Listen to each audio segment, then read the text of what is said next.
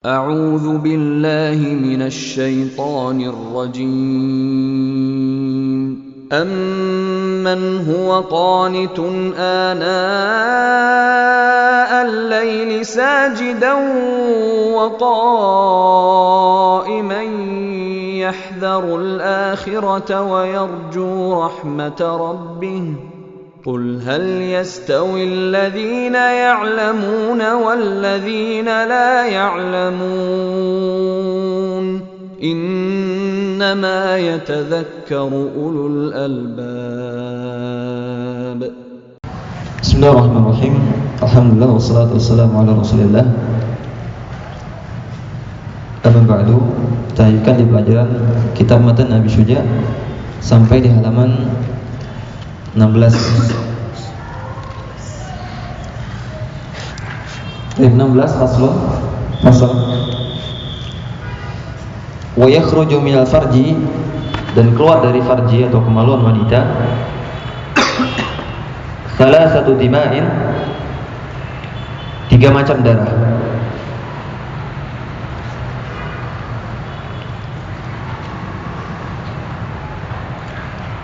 Damul haidi, darah haid. Wan nifasi, dan darah nifas.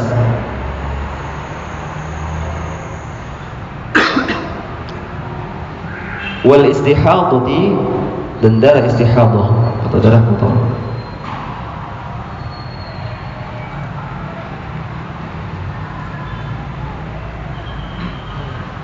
Fal haidu, yang dimaksud dengan darah haid, huwa damul khariju min farjil mar'ah, ya darah yang keluar dari kemaluan wanita, dari farji wanita, ala sabilis sihhati, dengan cara yang sehat,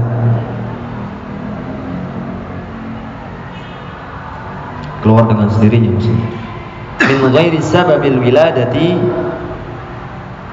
bukan karena sebab melahirkan.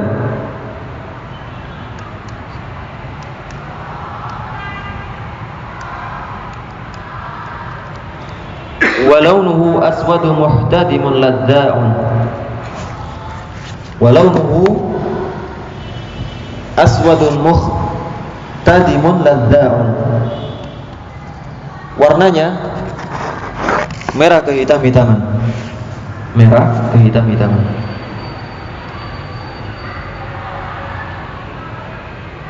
Wan nifasu huwa damul khariju akibal wiladah, dimaksud dengan darah nifas adalah darah yang keluar karena sebab melahirkan.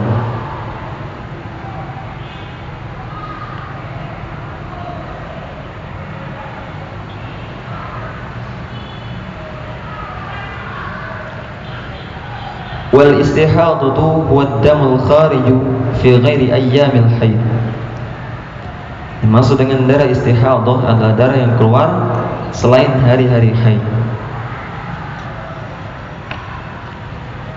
Wan nifasi, dan bukan pula pada hari-hari nifas.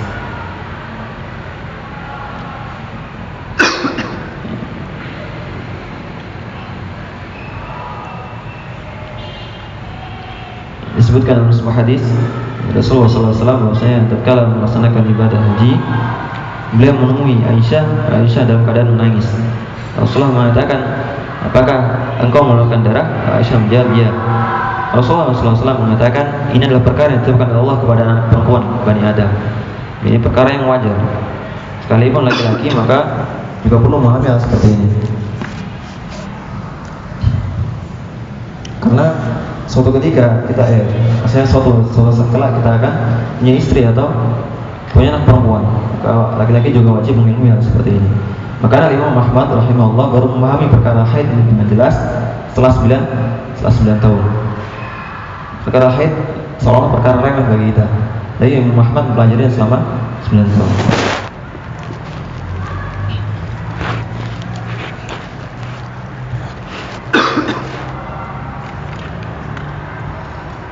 Tapi kita lanjut dulu. Wa qul haidi yaumun wa lailah.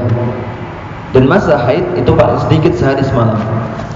masa haid paling sedikit sehari semalam.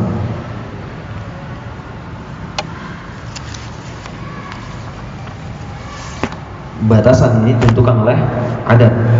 Jadi kaidah fikih adat atau muhakkamah, adat atau kebiasaan bisa jadikan hukum ya dalam perkara seperti ini. Dalam buku fikih yang paling sering dijadikan contoh adalah perkara masa lama atau masanya haid. Contoh kaidah al-adat atau muhakkamah, adat bisa dijadikan hukum. Contohnya ini. Wa aqallul haid yaumun wa lailah. Dan paling sedikit haid itu masanya sehari semalam. Wa aktsaruhu 15 yauman. Dan yang paling banyaknya atau minimal, tadi kan minimalnya sehari semalam, maksimalnya adalah 15 hari. Wa ghalibu sittun aw sab'un. Pada umumnya itu berkisar antara 6 atau 7 hari.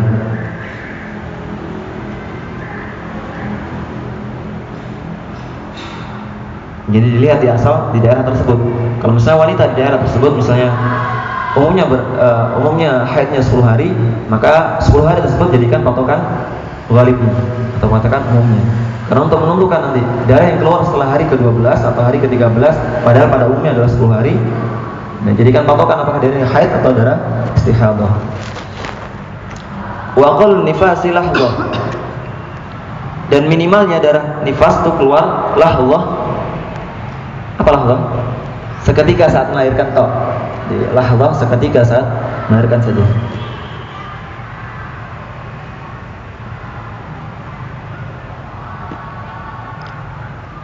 Wa aktsaruhu 60 yauman. Maksimalnya 60 hari. Maksimalnya 60 hari. Wa ghalibuhu 40 yauman. Dan umumnya selama 40 hari. Umumnya selama 40 hari.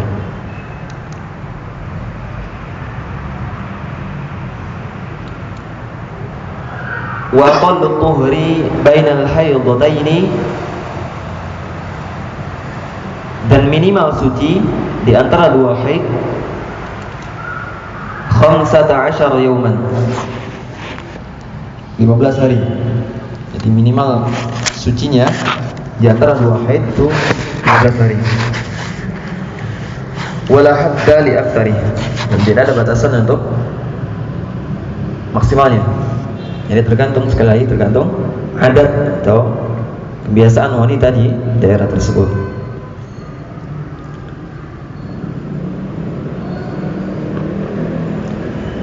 Hal ini sebagaimana ya, jadikannya adat sebagai hukum atau patokan dasar dalam perkara ini adalah sebagaimana disebutkan dalam Abu Dawud, yaitu Ummu Salamah radhiyallahu anha. Beliau berkata, perempuan-perempuan yang mengalami nifas pada masa Rasulullah SAW tidak mengerjakan salat selama 40 hari. Ini berdasarkan kebiasaan dan tidak mustahil jika lebih. Jadi artinya kebiasaan di daerah tersebut kebetulan 40 hari misalnya haidnya, maka itu dijadikan patokan. Dan dalil tentang masa apa maksudnya? Baik. Wa aqallu zamanin tahidu fihi al-mar'ah 9 sinin. Dan umur minimal seorang wanita mengalami haid 9 sinin dan 9 tahun.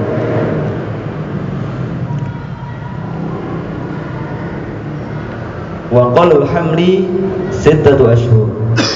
Dan minimal seorang hamil 6 ashhur 6 bulan. Wa aktsaruhu 4 sinin. Maksimalnya 4 tahun. Ini mungkin ada kasus ketika Abu Suja mungkin 4 tahun. Allahu a'lam. Jelas beliau melihat kenyataan yang ada di sekitar. Maksudnya orangnya hamilnya selama 6 bulan. Hamil selama 6 bulan minimal. Wa ghalibu 9 ashhur. Dan pada umumnya adalah 9 bulan. Jadi para ulama sebenarnya mengarang suatu kitab, menulis kitab ya berdasarkan realita yang ada. Ya mungkin pada zaman itu ada yang hamil selama 4 tahun misalnya. Nah karena sebelumnya mungkin gak hamil. Nah, sekarang kita mikirnya mungkin sebelumnya gak hamil, hanya 9 bulan terakhir yang hamil misalnya. Ya Allah alam, kan dulu gak ada teknologi seperti kita sekarang. Jadi gak tahu dia hamil atau tidak, Allah. Wa yahrumu bil haid wan nifas samaniyatu asya. Dan haram bagi wanita tatkala haid dan nifas ini 8 hal, 8 perkara. As-salat was-shaum, salat dan puasa, wa qira'atul Qur'an, dan membaca Al-Qur'an, wa nasul mushafi wa hamluh, memegang mushaf serta membawanya, memegang mushaf serta membawanya, wa dukhulul masjid, dan masuk masjid, wa tawafu, dan tawaf, wal waq'u, dan berjima, khusus untuk suami istri, wal istimta'u bima baina surrati war rukbah. Tidak diperkenankan istimta'. Istimta' itu saling apa membahasakan Indonesia ya? Susah bahasa saya. Ya pokoknya ini untuk suami istri. Wal istimta'u, dan mencari kepuasan bima baina surrati war rukbah, di antara ada pusar dan rukbah, dengkul. Kita agak percepat ya tema ini ya. Wa yahrumu 'alal junubi khamsatu asya, dan diharamkan bagi orang yang junub khamsatu asya, 5 hal. As-salatu, salat, wa qira'atul Qur'an, membaca Al-Qur'an,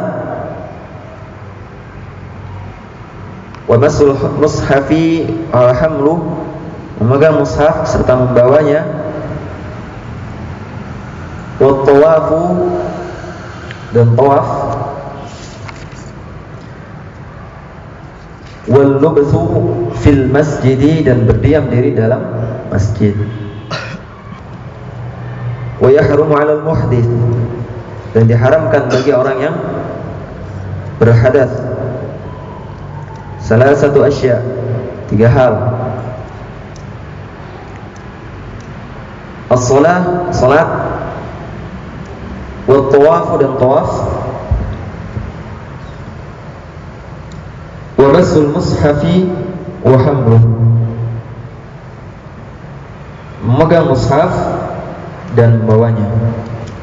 Kita rinci satu-satu secara sekilas.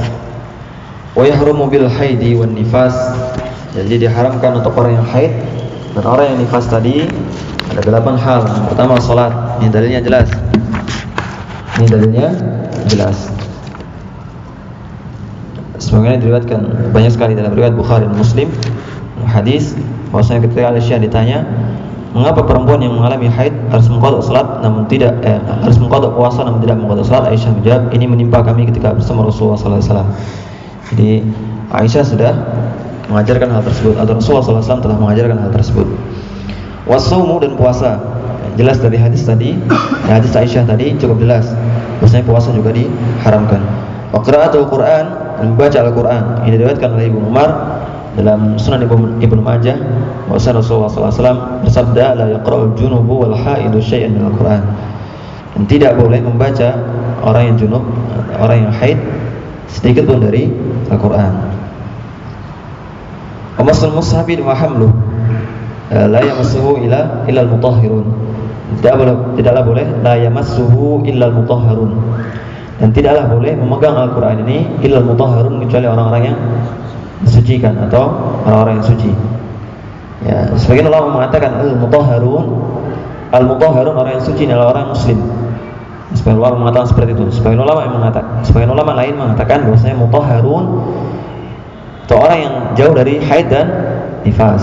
Haid, nifas, dan junub. Wa dukhulul masjid, dan masuk masjid. Ini apabila tidak aman. Jadi kalau misalnya sekiranya aman, darah tidak keluar atau tidak bercacar dalam masjid, maka diperbolehkan sekedar masuk saja. Kan tapi kalau tidak aman, pada zaman dulu kan tidak ada misalnya yang menghalangi darah dari keluar bercacar di masjid, maka kalau misalnya tidak menghalangi tersebut, tidak diperbolehkan masuk masjid. Wa tawaf, dan tawaf, yang jelas sebagaimana hadis tadi tatkala Aisyah haid, setelah haji haid.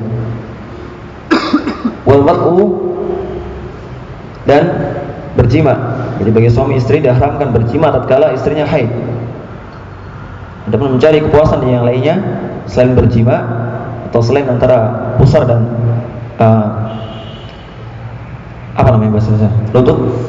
lutut maka diperbolehkan. Misalnya bercumbu saja maka diperbolehkan. Wal istimta'u baina surrah wa rubbah. Mencari kenikmatan atau mencari kepuasan di antara lutut dan pusar. Maka karena dikhawatirkan bagi suami istri masuk ke dalam al-wa'u atau berjima. Wa yahrumu 'ala al-junub bi khamsati asya', dan diharamkan bagi orang junub itu 5 perkara. Salat yang pertama jelas, karena orang junub diwajibkan oleh Rasulullah SAW mandi terlebih dahulu sebelum melaksanakan salat. Dan suatu ketika Rasulullah lupa bahwasanya dia dalam keadaan junub ingin ketika mengimami salat, beliau lupa bahwasanya beliau dalam keadaan junub. Beliau mengatakan tunggu sebentar di tempat kalian. Jadi para makmumnya suruh nunggu sebentar di tempatnya. Rasulullah keluar, kembali lagi dalam keadaan rambutnya basah. Namanya basah ya, air karena ia mandi junub. Qiraatul Quran, membaca Al-Quran. Diriwayatkan dalam Ibnu Umar tadi. Riwayat Ibnu Umar dalam Sunan Ibnu Majah. Wa masul mushafi wa hamlu, memegang mushaf serta membawanya. Jadi jelas dalam surah Al-Waqiah tadi, la yamassuhu illa al-mutahharun. Wa tawafu, dan tawaf. Ya, tahan dulu, misalnya antum sudah beristri, setelah haji atau umrah bersama, tahan dulu. Maksudnya kalau ya nanti ketika pembahasan haji kita bahas insyaallah. Walubsu fil masjid, dan berdiam diri dalam masjid.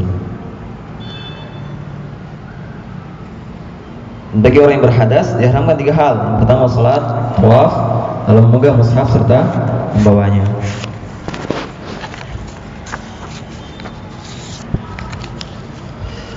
Sejak kapan seorang perempuan tidak wajib sholat dalam proses persalinannya? Karena sebelum bayi lahir juga sudah mengeluarkan darah. Tidak wajibnya sholat tatkala darah keluar untuk ketika melahirkan. Yang penting darah keluar tatkala melahirkan, maka itu tidak wajib sholat. Adapun sebelum melahirkan maka tidak masuk darah nifas. Jadi akibat wiladah, karena sebab melahirkan, maka darah sebelum melahirkan itu bukan darah nifas. Allah Ta'ala a'lam. Silakan ada pertanyaan. Karena pembahasan selanjutnya adalah pembahasan tentang sholat.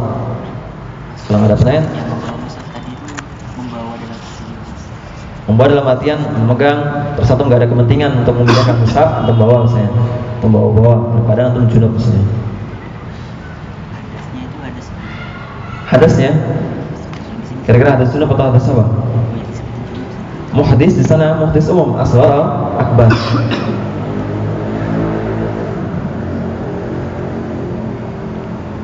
Silakan.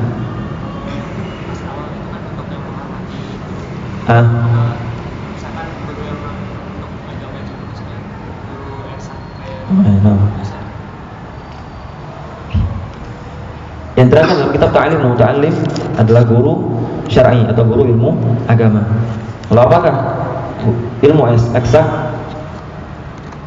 harus dihormati sebagaimana penghormatan di ilmu agama dan ilmu syar'i? Maka jawabannya tidak sepenghormatan guru ilmu syar'i. Dan terkadang sekarang kita terbalik, dosen tuh begitu dihormati sekali. Begitu kala guru agama, masya Allah. Ya kalau dosen kalau SMS, luar biasa sopannya. Assalamualaikum Pak, mohon waktunya. Dijawab singkat pun nggak masalah. Jawab singkat pun nggak masalah. Nyari waktu, benar-benar nyari waktu, misalnya jam sekian dan jam sekian dosen ini dalam keadaan istirahat. Kita cari waktu benar-benar. Tapi ketika berkata ke Ustaz, Assalamualaikum Ustaz, mohon jawabannya penting. Masya Allah. Tingkat kesopanan itu berbeda. Sayangnya guru ilmu agama kenyataannya sekarang berada dalam tingkat kesopanan yang rendah, atau murid-muridnya tidak sopan, dikatakan cukup tidak sopan ketika berada kepada mereka. Allah a'lam. Ada lagi pertanyaan, silakan.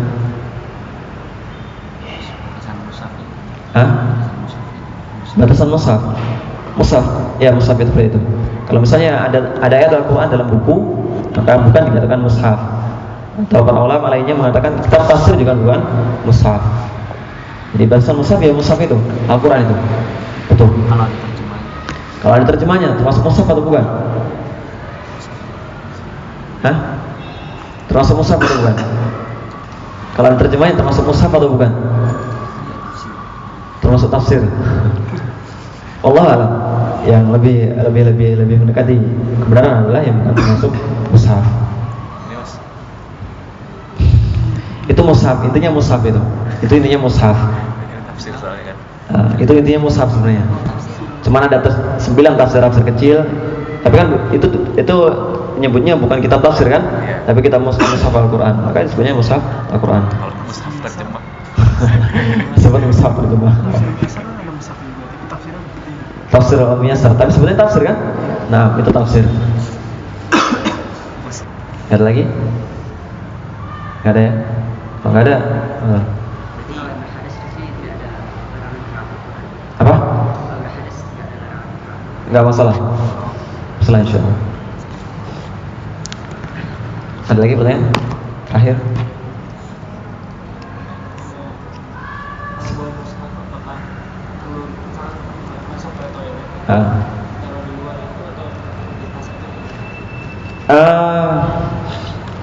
Apakah membawa mushaf kalau mau masuk ke toilet perlu taruh di luar atau biarkan dalam tas?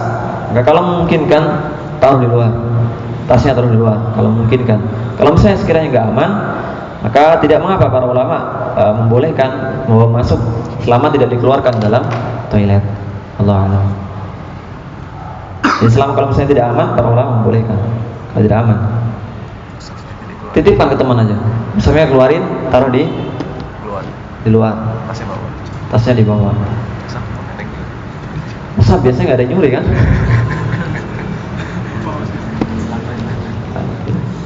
Baik kan, cukup ya.